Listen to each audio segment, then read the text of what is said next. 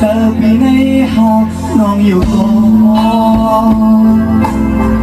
ดีลานในความหักสมองใจก็เพื่อนน้องบินกวนหางลีกันที่เสียสับอยู่ที่สูงมันตายน้องลงซ้อน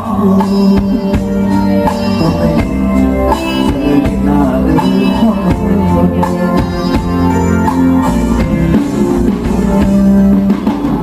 ตีกองหลังลืมแต่สมังไหน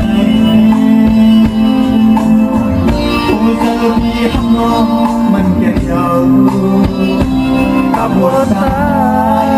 เต็มมาให้น้องเอาได้ผู้อยู่ก่อนสองสืบทอดเมื่อมาแก่ก็เสียขอก่อนวนซ้อนเร็วผู้สุดาฉันก็ควรก่อนวันหลังที่ได้ก่อสร้างไว้คือจากไหนจำไรพูดเลยค่ะอยากเธอชวนมาน้องสีจวงสู่มือเดียวนอน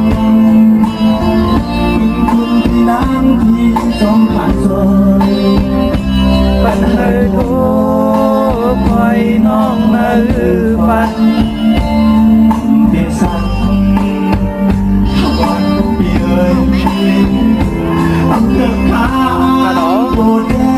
ปัญหา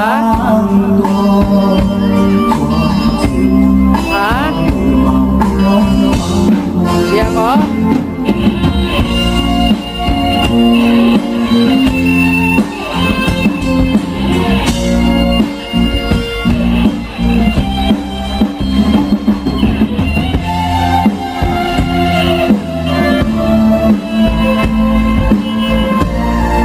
ฮัลโหลเสียงเหรออันไหนเป็นไผ่ไหนฮะเสียงเหรอ